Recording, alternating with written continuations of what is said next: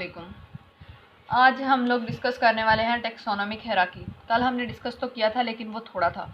आज हम इसको प्रॉपर पूरा डिस्कस करेंगे। इसको डिस्कस करने से पहले हम थोड़ा बहुत ये जान लेते हैं कि हमने कल क्या पढ़ा था। हमने कल पढ़ा था पूरा इंट्रो बायोडाइवर्सिटी का। फिर हमने उसके एम्स और प्रिंसिपल पढ़ा, कल प्रिंसिपल्स को पढ़ा, जिसमें हमारे पास टेक्सोनोमी आ रही थी और सिस्टमेटिक्स आ रहा था। और नेक्स्ट हमारे पास टेक्सोनोमिक हायरार्की के बारे में थोड़ा बहुत डिस्कस किया था हमने। इसको डिस्कस करने से पहले हम लोग ये देख लेते हैं कि हमने क्लासिफिकेशन में क्या पढ़ा। हमने क्लासिफिकेशन में पढ़ा था कि हम लोग जानवरों को ग्रुप्स में तकसीम करते हैं मतलब उनमें क्या कौन सी सिमिलरिटीज़ हैं और कौन सी डिससिमिलरिटीज़ हैं, उनकी बिना पर उनको अलग अलग ग्रुप में रखा जाता था। और दूसरी बात, हम इसमें डिस्कस कर रहे थे एवोल्यूशन के बारे में, उनके आबाओ अजदाद के बारे में डिस्कस कर रहे थे, उनके फोरफादर्स के बारे में डिस्कस कर रहे थे। और बाद में हमने पढ़ा था इनकी क्लासिफिकेशन की बुनियाद किस चीज़ पर है। क्लासिफिकेशन की बुनियाद 3 चीज़ों पर थी। एक था उसका स्ट्रक्चर,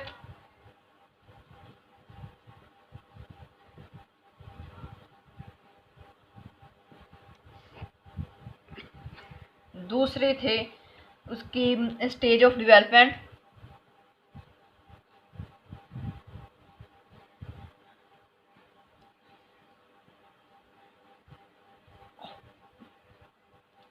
और तीसरी थी जेनेटिक्स।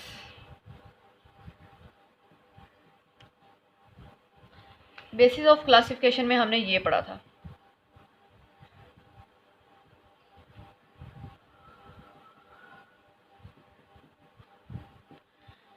स्ट्रक्चर में हमने ये पढ़ा था कि जानदारों की बनावट में कौन कौन सी चीज़ें एक जैसी हैं, उनकी बनावट में कौन कौन सी चीज़ें एक जैसी हैं और कौन कौन सी चीज़ें मुख्तलिफ हैं उनमें। स्टेज ऑफ डेवलपमेंट में हमने पढ़ा था कौन सी चीज़ें इनमें कॉमन है और कौन सी डिफरेंट है जानवरों में। जैसा कि हमने देखा था एग्जाम्पल में एक में देखा था स्पैरो और इंसेक्ट के बारे में। स्पैरो और पिजन ऑलमोस्ट एक दूसरे से मिलते जुलते थे, जबकि इंसेक्ट उनमें से काफ़ी दूर दूर तक नहीं मिलता था। नेक्स्ट हमने डिस्कस किया था जेनेटिक्स को। जेनेटिक्स में हमने डीएनए का फ़र्क वाज़िया किया था कि आया कि मतलब मुख्तलिफ जानदारों का डीएनए एक जैसा हो सकता है या नहीं हो सकता। ये सारा कुछ तो था पिछला, इसमें हमने इतना कुछ कल डिस्कस किया था। नेक्स्ट हम आ जाते हैं आज के टॉपिक पर, जो था टेक्सोनोमिक हायरार्की। टेक्सोनोमिक टेक्सा से वर्ड ड्राइव हुआ था। टेक्सा या टेक्सोन, ठीक हो गया। इसमें टेक्सा से मतलब मैंने कल भी आपको बताया था नेमिंग, नाम देना किसी चीज़ को। और इसकी डेफिनेशन हम यूँ कर सकते हैं, the group in which organisms are classified into groups is known as taxonomic category. The group in which organism are classified into groups, जब ग्रुप्स में हम उनको क्लासीफाई करते हैं तो वो हमारे पास टेक्सोनोमिक कैटेगरी बन जाता है। और taxa, the taxa form a ladder like taxa form a ladder called taxonomic hierarchy. Ladder मतलब सीढ़ी नुमा, मतलब आहिस्ता आहिस्ता ऊपर जाना। ठीक है, हमने इसकी डेफिनेशन पढ़ी, मैं आपको एग्जांपल से समझाती हूँ कि ये कैसे हो सकता है। जैसे अगर हम लोग पढ़े आसान सी एग्जांपल से मैं आपको समझा देती हूँ। जैसे हमारे पास स्कूल लेवल ही ले लें, जैसे हमारे पास लेवल्स नर्सरी से केजी से 10th तक, ऊपर से नीचे।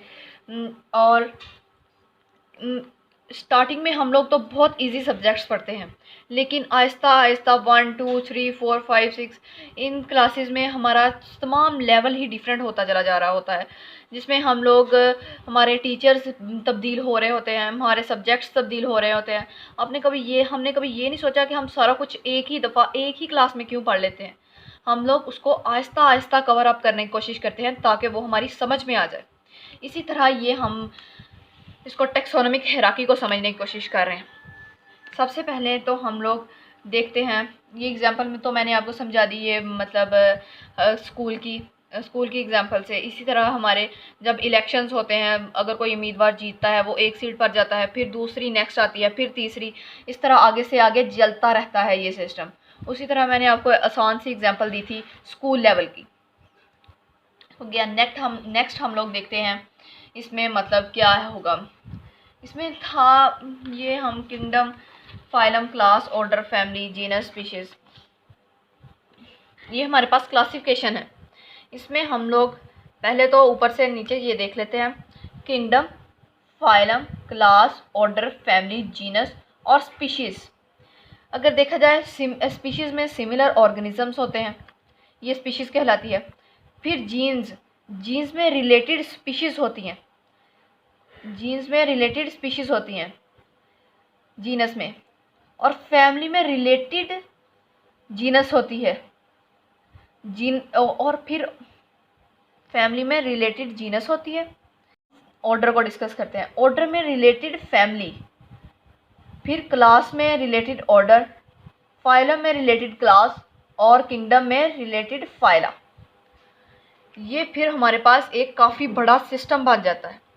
से पहले सिमिलर ऑर्गेनिजम्स आ रहे थे हमारे पास, फिर रिलेटेड स्पीशीज़ आ गई, स्पीशीज़ से हमारे पास जीनस आ गई, जीनस से हमारे पास फैमिली बन गई, फैमिली से हमने उसको ऑर्डर बना लिया, ऑर्डर से हमने उसकी क्लास बना ली, क्लास से हमने मुकम्मल एक फाइला बना दिया। नेक्स्ट हम लोग देखते हैं simple classification of to organisms. Simple classification में एक हमारे पास ह्यूमन और दूसरा पी प्लांट। टेक्सा हमारे पास ह्यूमन है, ये हमारे पास टेक्सा है। सबसे पहले टेक्सा,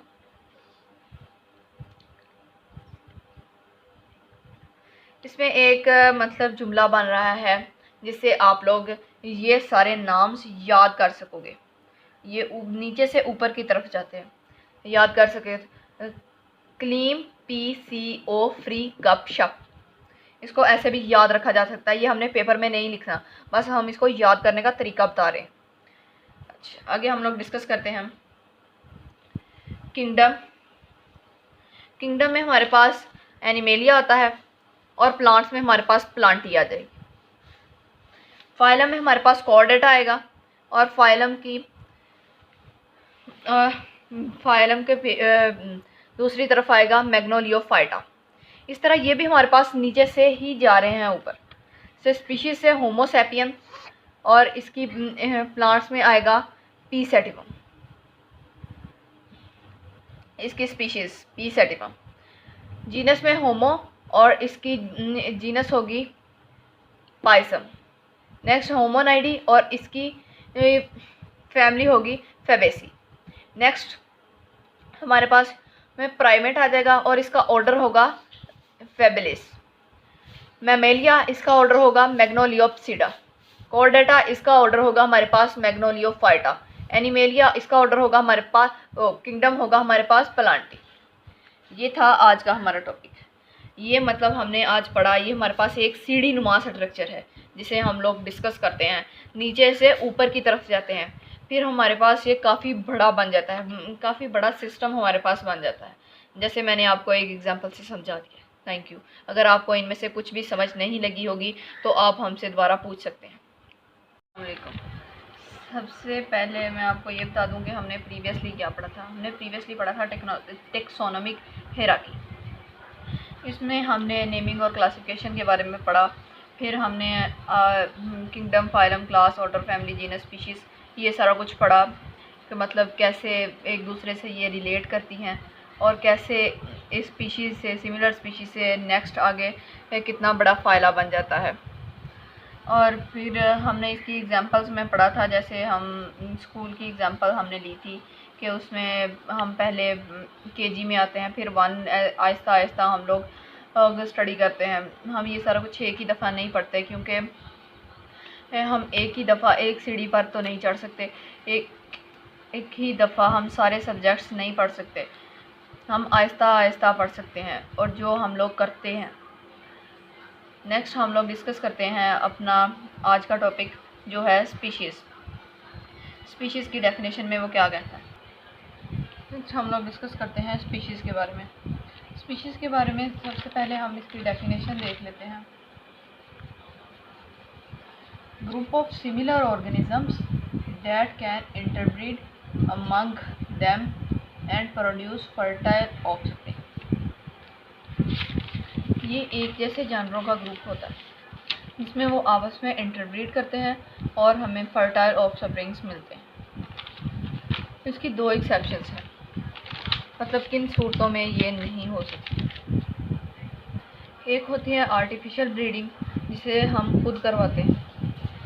जैसे एग्जाम्पल में हम लोग ले लेते हैं फीमेल हॉर्स और मेल डॉगी। इन दोनों की इंटरब्रीड से हमारे पास म्यूल आता है।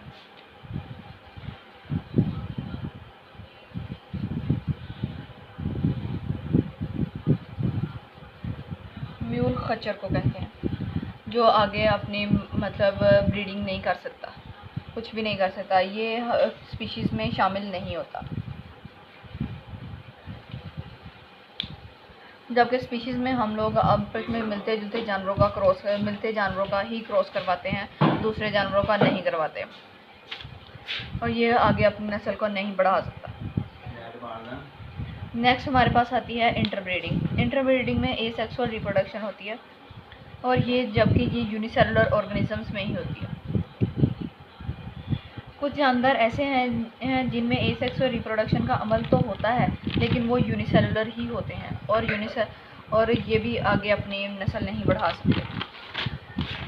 अब हम लोग डिस्कस कर लेते हैं म्यूल के बारे में, मतलब अगर इसकी डेफिनेशन करें तो ये कैसे होगी।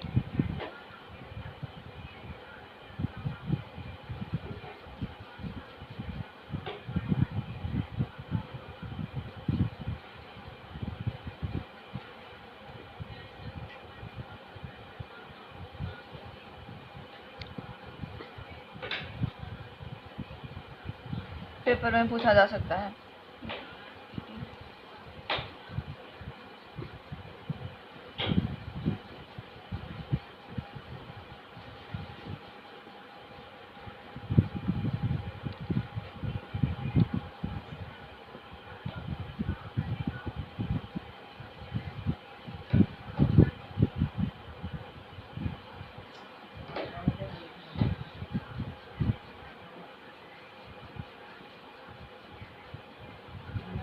ये मेल डोंकी और फीमेल हॉर्स के क्रॉस की वजह से बनता है हमारे पास। नेक्स्ट हम हिस्ट्री को डिस्कस करते हैं। क्लासिफिकेशन की हिस्ट्री। क्लासिफिकेशन की हिस्ट्री को डिस्कस करें तो सबसे पहले हमारे पास एक नाम आता है अरिस्टोटल, जिसको अरस्तु कहते हैं। अरिस्टोटल एक ग्रीक फिलोसोफर है, ये पहला साइंटिस्ट था जिसने जानदारों की ग्रोहबंदी की और उनको ग्रुप्स में डिवाइड कर दिया। इसने जानदारों को दो ग्रुप्स में डिवाइड किया था, एक था प्लांट्स और दूसरा था एनिमल्स।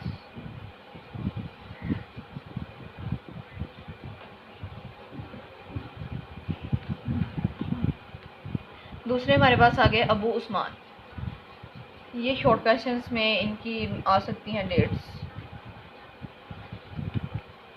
इसने क्या किया था, इसने 350 स्पीशीज को स्टडी किया था।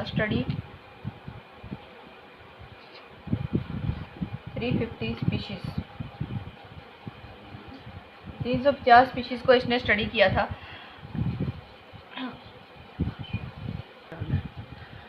और इसने चूंटियों पर किताब लिखी थी। 350 स्पीशीज का इसने मुतालिया किया था, स्टडी किया था, और चूंटियों पर किताब लिखी थी इसने। नेक्स्ट हमारे पास आता है इब्ने रुश्द। इब्ने रुश्द ने अरस्तु की किताब का मुतालिया किया था। अरस्तु ने ज़िंदगी पर एक किताब लिखी थी, और इसने De Anima on the soul, और इब्ने रुश्द ने उसका मुतालिया किया था। नेक्स्ट हमारे पास आता है कार्लस लीनियस, 1707 to 1778। इसने नेचर को 3 हिस्सों में तकसीम कर दिया था, एक मिनरल्स, दूसरा वेजिटेबल और तीसरा एनिमल्स। सोयल, सब्जियों और जानवरों में 3 हिस्सों में इसने नेचर को डिवाइड कर दिया था। आगे जाके हम इसकी डिटेल पढ़ेंगे नेक्स्ट लेक्चर में। और इसने 2 किंगडम सिस्टम में तारुफ कराया था, प्लांट्स और एनिमल्स का। ये इतना सक्सेसफुल नहीं हो सका था, जिसकी वजह से आगे 3 किंगडम क्लासिफिकेशन सिस्टम आया था, फिर 5 किंगडम क्लासिफिकेशन सिस्टम आया था। ये आगे हम लोग जाके सारा कुछ डिस्कस करेंगे। और उससे पहले मैं आपको एक बात बता दूं कि इसी लेक्चर में हिस्ट्री में एक छोटा सा टॉपिक है जिसमें साइंसदानों के बारे में, उनकी तारीख़ पैदाइश और उनके बारे में थोड़ा बहुत लिखा गया है। वो आप लोग एक दफ़ा देख लीजिएगा, MCQs या शॉर्ट क्वेश्चन के तौर पर वो पेपर में आ सकता है। Thank you so much.